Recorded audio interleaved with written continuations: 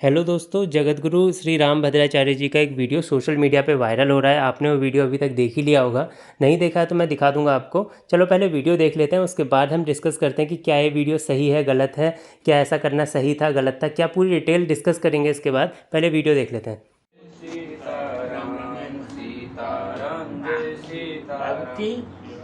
अच्छी भागवत कथा करो, हमको सुनाया करो। नाम क्या है? आगे क्या लिखती है? सृष्टि भट्ट ब्राह्मण है ना? भट्ट ब्राह्मण।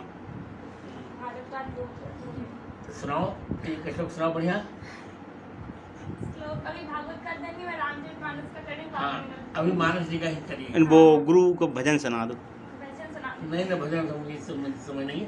एक छपाई सुनाइए, चलिए बढ़िया।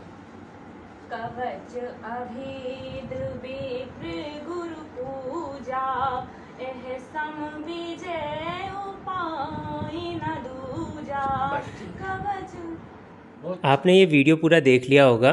तो बहुत सारे लोग अब ये कह रहे हैं इस वीडियो को देखने के बाद कि जो सन्यासी लोग होते हैं, साधु सन्यासी लोग जो होते हैं, वो लोग स्त्री का स्पर्श भी नहीं करते हैं, उनसे दूरी बना के चलते हैं। और इस वीडियो में रामभद्राचार्य जी एक स्त्री को स्पर्श करते हुए नजर आते हैं। तो यहाँ पे बहुत सारे लोग ये सवाल उठा रहे हैं, उन पे बहुत सारे लोग सोशल मीडिया पे, कि रामभद्राचार्य जी जैसा इतना बड़ा संत स्त्री को स्पर्श कैसे कर सकता है करके। तो इस पूरी बात पे मैं पूरा डिस्कशन करने वाला हूँ और मैं उन लोगों को जवाब भी देने वाला हूँ जो लोग इस चीज़ की बुराई कर रहे हैं। देखिए, सबसे पहली बात ये आपको पता होनी चाहिए और बहुत सारे लोगों को पता भी होगी कि जो स्वामी रामभद्राचार्य जी हैं वो आँखों से नहीं देख पाते हैं, वो प्रज्ञाचक्षु हैं। यहाँ पे सीधी सी बात ये आती है कि कोई व्यक्ति अगर आँख से अंधा है तो वो अगर किसी से बात करेगा तो सीधी सी बात है, जैसे आप किसी से बात करते हैं, आपके पास आंखें हैं, आप अगर किसी से बात करते हैं तो आंखों से आप देखेंगे कि हाँ, मेरे सामने आदमी बैठा है और मैं इससे बात करता हूँ। लेकिन अगर कोई अंधा व्यक्ति है, कोई अगर आँख से नहीं देख पा रहा है, तो वो व्यक्ति भाई कम्युनिकेशन अपना स्थापित करने के लिए, किसी से बातचीत करने के लिए, या तो उसका हाथ पकड़ेगा या कुछ, मतलब इसे पता चले कि हाँ सामने कोई बैठा है। इसी कारण से आप देख पा रहे होंगे कि रामभद्राचार्य जी ने उस लड़की का हाथ पकड़ा है और वो उन्हें रामचरितमानस का श्लोक सुना रही हैं। और जहाँ तक लोग कह रहे हैं कि वो पर्दे के अंदर उन्होंने ढक रखा है दोनों का सिर ढकने का सीधा सा कारण ये रहता है कि अगर जो गुरु दीक्षा है, वो जो सुनने वाला है, जिसको दीक्षा मिल रही है, उसके कान में गोपनीय तरीके से कही जाती है, जिससे कोई बाहर वाला उसे न सुन सके। तभी आप देख रहे होंगे जब गुरु दीक्षा दी जा रही थी तो बाहर जो है राम राम राम करके जब भी हो रहा था, जिससे कि गुरु दीक्षा केवल उसी को सुनाई दे जो सुनने आया है करके।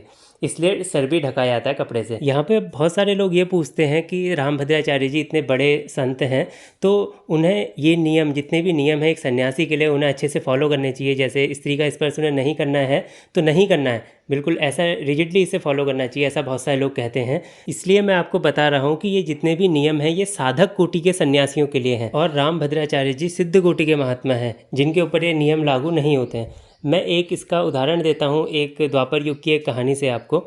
आपने भगवान श्री कृष्ण का नाम सुना होगा, गोपियों का नाम सुना होगा और दुर्वासा ऋषि का नाम भी आपने सुना होगा। बात उस समय की है जब दुर्वासा ऋषि गोकुल आए थे। गोकुल आपको पता होगा, श्री कृष्ण का जहाँ पे पालन पोषण हुआ था वो जगह है गोकुल। और यमुना नदी के दूसरी तरफ गोकुल नगर था, यानी गोकुल था, और यमुना नदी के दूसरी तरफ, मतलब एक तरफ हमारे दुर्वासा ऋषि खड़े थे तो दूसरी तरफ गोकुल था। अब जितनी भी गोपियां हैं वो जाना चाह रही थी दुर्वासा ऋषि के पास उन्हें अच्छा अच्छा पकवान खिलाने के लिए।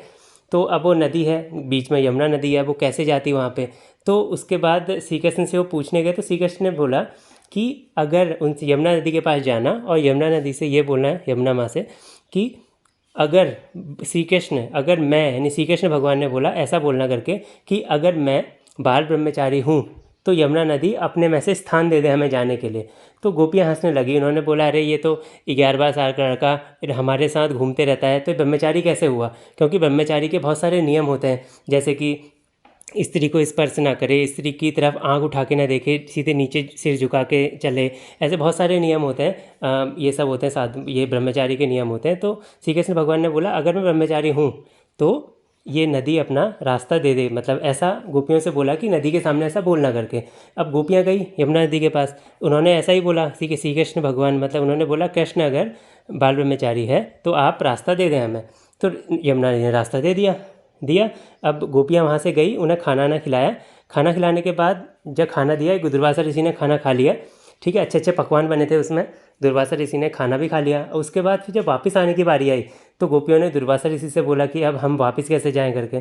तो दुर्वासा ऋषि ने वहाँ पे ये बात कही कि अगर तुम यमुना नदी के पास जाना और ये कहना कि अगर मैंने बचपन से लेके अभी तक यानी कि अपनी पूरी उम्र भर केवल दूब घास का ही सेवन किया है, केवल दूब घास, क्योंकि दुर्वासा ऋषि केवल दूब घास ही खाते थे। यानी कि दुर्वा नाम भी है, नाम में ही देखो ना, दुर्वासा का दुर्वा, दुर्वा का मतलब होता है दूब, ठीक है। तो उन्होंने बोला, दुर्वासा ऋषि ने बोला गोपियों से, तुम यमुना नदी के पास जाना और उनसे ये कहना कि अगर दुर्वासा ऋषि ने, अगर मैंने ज़िंदगी भर अपने बचपन से अभी तक केवल दूब घास का ही सेवन किया है तो यमुना नदी आपको रास्ता दे दें गोकुल जाने के लिए।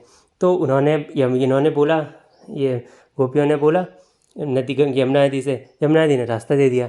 तो यहाँ पे समझ नहीं आया उन लोगों को कि ऐसा कैसे हुआ, श्री कृष्ण तो हमारे साथ घूमते थे, वो ब्रह्मचारी कैसे हुए, और दुर्वासा ऋषि ने तो अच्छे से मीठे मीठे पकवान खाए, तो उनका ये धूप खाने वाला बात सही कैसे हो गई। तो यहाँ पे बात आती है सिद्ध पुरुष की, जो पुरुष सिद्ध हो चुका है, जो महात्मा एक सिद्ध पुरुष का दर्जा प्राप्त कर चुका है, तो वो क्या कर रहा है क्या नहीं कर रहा है उससे फ़र्क ही नहीं पड़ता है। जैसे श्री कृष्ण भगवान हैं, वो गोपियों के साथ घूमते रहते हैं, तो अगर एक नॉर्मल आदमी अगर उन्हें देखेगा कि भाई ये तो गोपियों के साथ घूम रहे हैं, लड़कियों के साथ घूम रहे हैं, तो फिर ये महात्मा, ये मतलब ये ब्रह्मचारी कैसे रहे, ब्रह्मचारी के नियम तो अलग होते हैं, यहाँ पे तो इनके साथ घूम रहे हैं। तो इसका ये मतलब जो निकालेगा वो अपने आप में ही मूर्ख है, कुल मिला के कहा जाए तो। ऐसे ही दुर्वासा ऋषि ने इतने अच्छे खासे, आपने हर जितने भी सीरियल होंगे महाभारत के या रामायण के, उसमें आपने देखा होगा कि जो दुर्वासा ऋषि हैं वो अच्छे मीठे मीठे पकवान खाते हुए आपको दिखे होंगे हर जगह पे, जितने भी आपने टीवी सीरियल देखे होंगे। लेकिन इसका मतलब ये नहीं है कि वो वही मतलब अच्छे पकवान खा रहे हैं, वो उस अच्छे पकवान को भी दूब घास समझ के ही खा रहे हैं। तो यहाँ पे क्या कर रहा है कोई आदमी, क्या कर रहा है ये मायने नहीं रखता, किस भाव से कर रहा है ये मायने रखता है। और इतने बड़े सिद्ध पुरुष जिनकी आप फोटो देख रहे हैं, इनके बारे में कहा जाता है, इन्होंने शायद खुद ही कहा है कि ये दिन में एक दिन की शुरुआत होते समय 1 लाख राम नाम का जाप करते हैं। और आपको पता होगा कि भगवान के केवल नाम ले लेने से कलयुग में पाप धुल जाते हैं, तो यहाँ पे तो 1 लाख राम के नाम का जाप कर रहे हैं। तो आप समझ ही सकते होंगे कितने सिद्ध पुरुष हैं ये। और इन्हें पूरा रामायण जो है वो कंठस्थ याद है, ऐसा भी कहते हैं। तो इनके बारे में ऐसी अफवाह फैलाना, ऐसी बातें करना, ये अपने आप में निराधार है। और दूसरी बात यह है कि एक तो ये आँख से नहीं देख पाते हैं, और अगर किसी की भावना मान लीजिए गलत भी है तो वो इतने कैमरे के सामने, इतना सब कुछ के सामने ऐसा क्यों करेगा, ठीक है। तो यहाँ पे इन सब चीज़ों को देखना पड़ेगा। ऐसा नहीं है कि किसी के खिलाफ भी कैसा भी वीडियो 15-20 सेकंड का एक वीडियो डाल के चला दे रहे हैं, जिससे कि ये बात ठीक नहीं रहती है।